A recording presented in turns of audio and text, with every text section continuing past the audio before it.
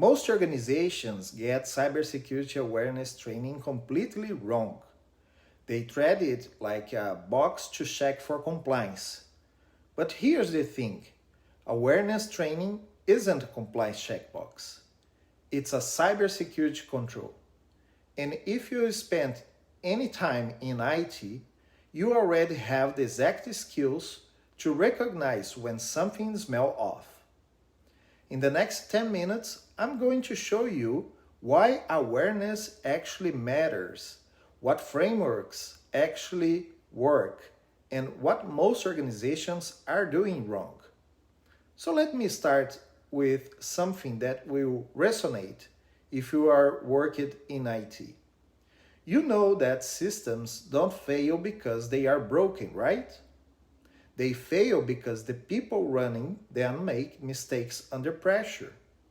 Cybersecurity awareness isn't about making your employees paranoid. It's about giving them the mental model and the muscle memory to make good decisions when an attacker is actively trying to trick them. And here's where IT pros have an unfair advantage.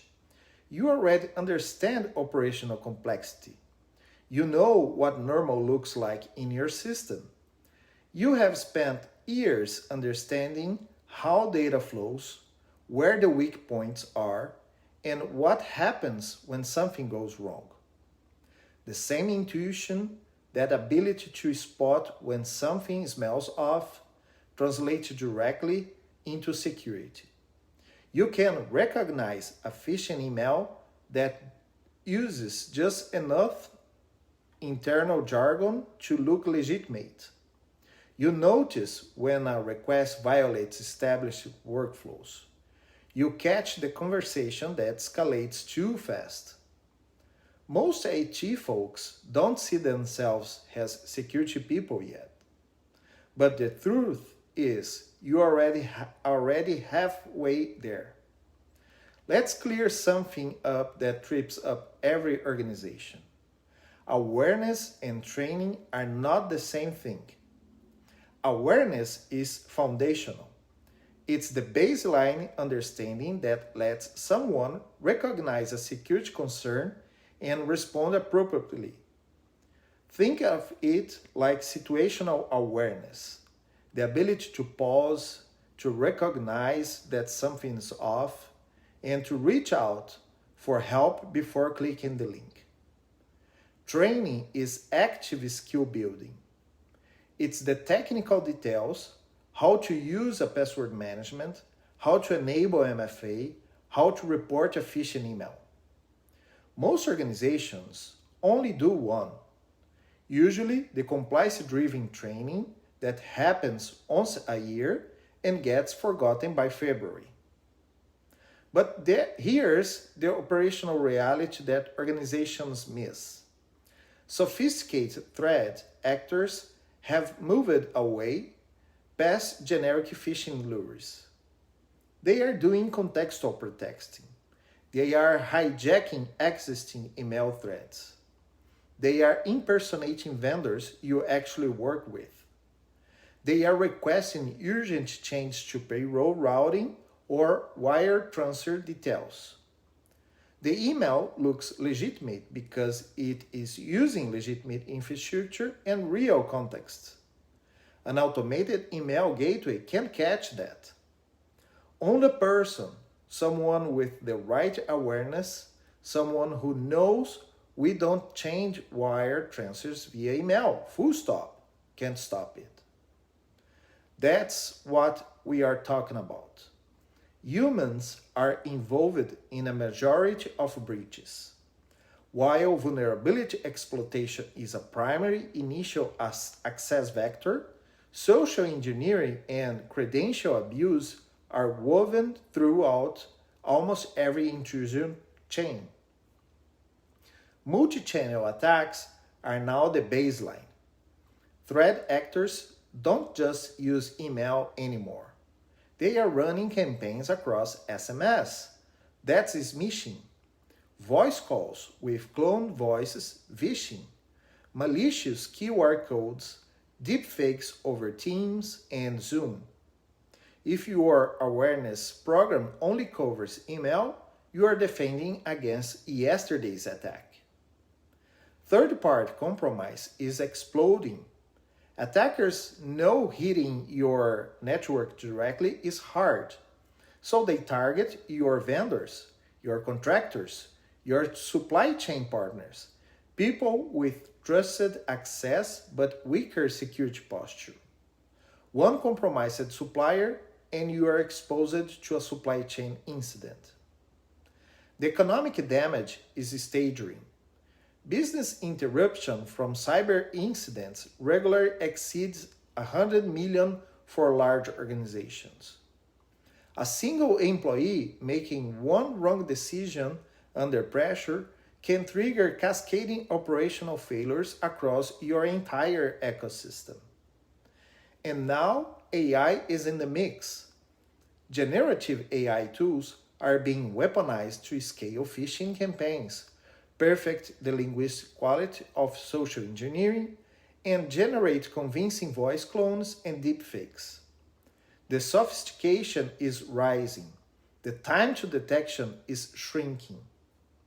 This is not just a risk conversation. It's a compliance conversation. Awareness programs are legally mandated.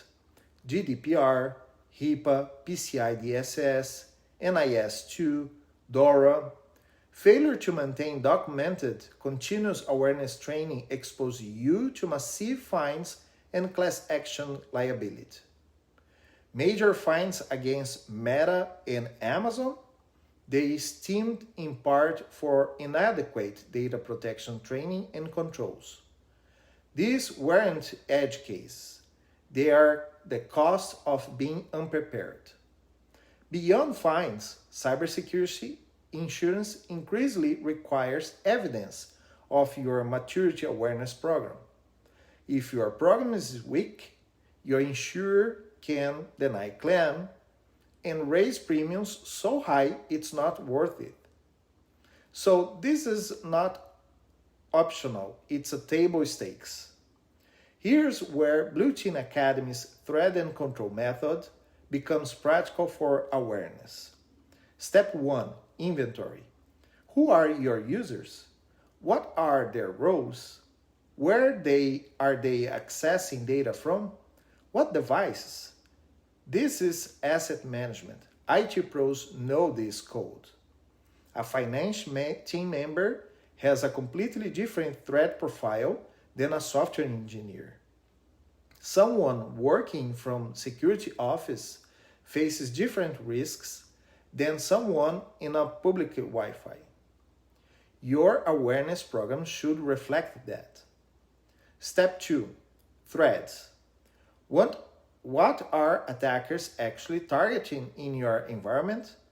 Business email compromise targeting finance? Social engineering against IT staff to grab admin credentials? Pretexting against new hires? Generic awareness training misses all of this. Role-specific threads required role-specific content. Step 3, controls. Awareness training is a control. Phishing simulation are a control. A single-click report phishing button in Outlook is a control. But, and this is critical, these controls only work if they are designed around human behavior, not just compliance checklists. A punitive culture breaks the control. Naming and shaming employees who click bad links, that destroy it. Psychological safety strengthens it. Rewarding people who reported threats, that works. Step 4, scale. The SANS Security Awareness Maturity Model shows exactly how. There are 5 stages. Let me break them down. Stage 1, nothing, no program, maximum risk. Stage 2, compliance focused, annual training to check a box, meets regulatory minimum. Change no behavior. Stage 3, behavior change, continuous training, role-specific content, phishing simulations, you start to see measurable changes in employee decisions. Stage 4, culture change. Security becomes part of how the organization operates. Leadership visible sponsors it. Security behavior is recognized and rewarded. Stage 5, metrics driven. Every awareness initiative is tied to a business impact. You measure return of investment, track how fast threats are detected, correlate training with incident reductions. And here's the thing, most struggle to move from stage 2 to stage 3. It requires commitment, budget, and leadership sponsorship. But that's where risk actually decreases. Let me walk through what's breaking awareness programs right now. First, the checkbox trap.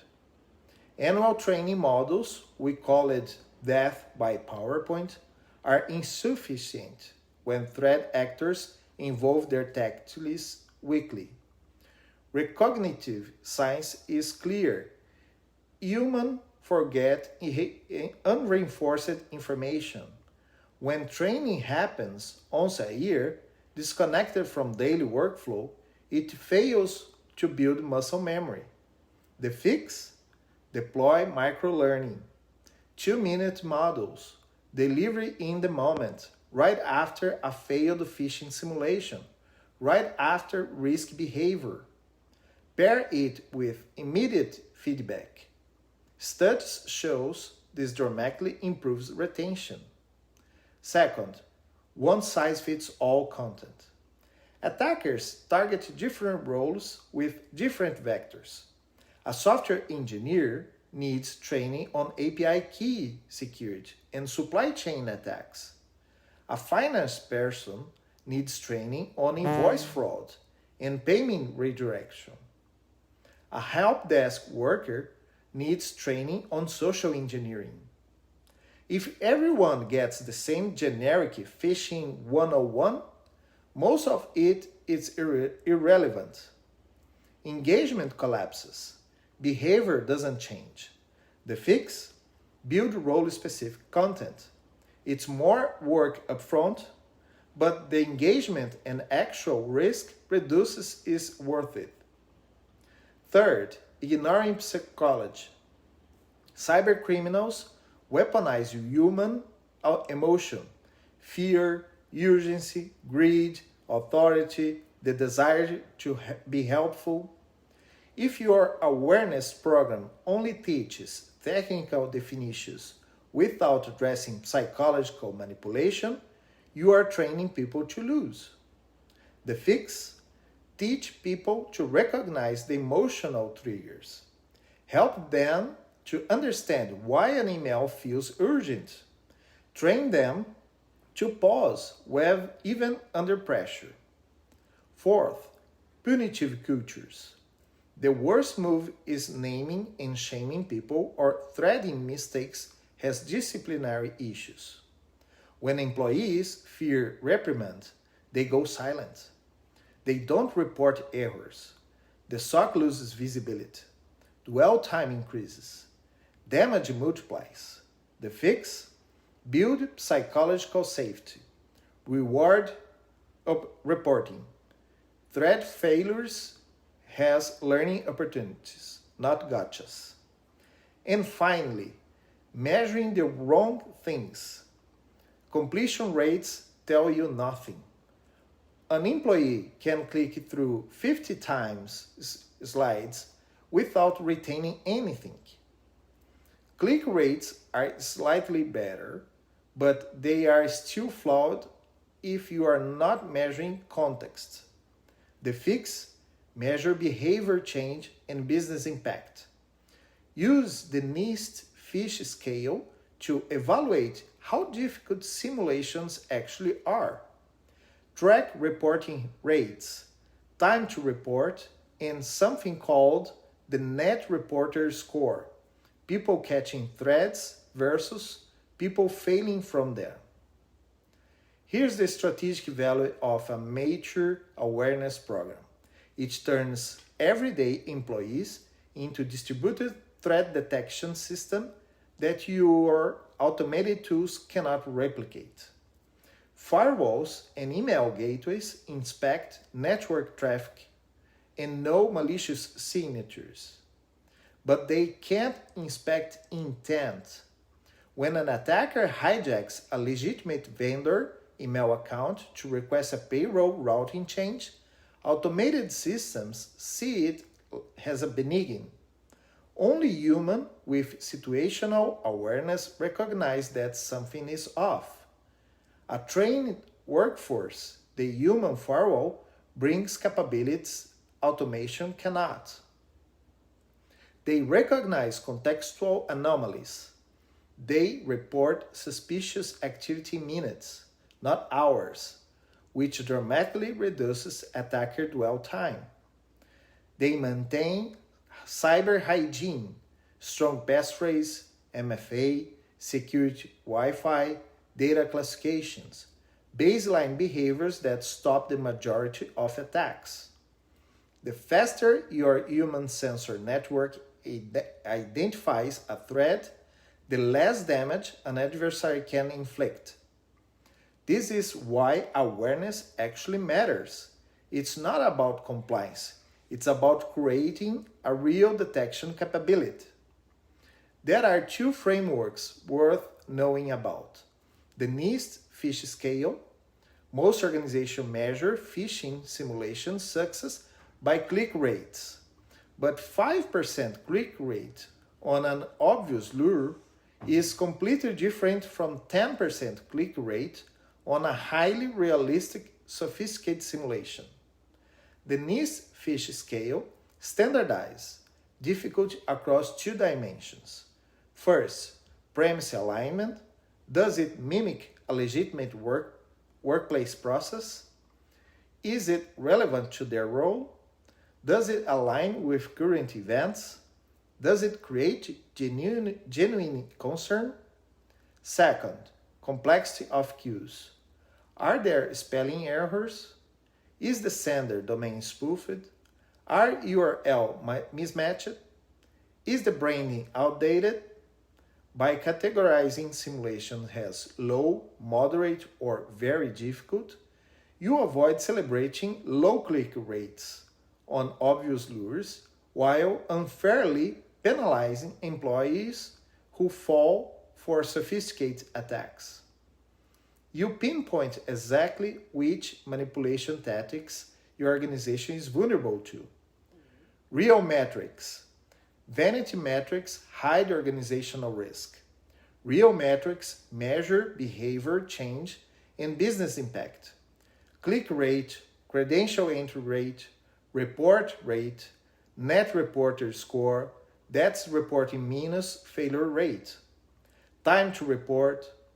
This should be reported to leadership quarterly, tied to business outcomes, and use it to justify investments. So if you are building or strengthening a program, here's what actually works. Deploy microlearning, deliver 2-minute lessons in the moment right after a failed simulation or risky behavior. Pair with immediate feedback. This leverages spaced repetition and active learning. Build psychological safety. A single-click Phish alert button in Outlook. Positive reinforcement from SOC. Validate the importance of their vigilance. Use gamification, leaderboards, badges, rewards for security champions. Increase engagement. Transform passive employees into proactive defenders. And critically, get visible C-suite sponsorship. Awareness programs fail without leadership commitment. When executives champion security, allocate budget, and model security behavior, it cascades through the organization. Here's the bottom line. Cybersecurity is not rocket science.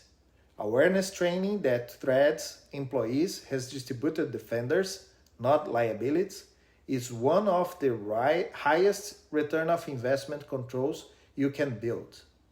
It scales beyond what technology alone can do. And it leverages the exact operational intuition IT professionals already possess. If you have spent years keeping systems running and understanding how data flows, you already know what normal looks like. That skill translates directly into spotting when something is off. The question is not whether awareness matters. The data is overwhelming. The question is your organization running compliance checkbox or a security control? One feels pointless. The other actually reduces risk. If you want to go deeper into how to apply the threat and control method to awareness, how to build a role-specific programs, how to measure what matters, how to move from stage 2 to stage 3, follow more insights on building security that scales.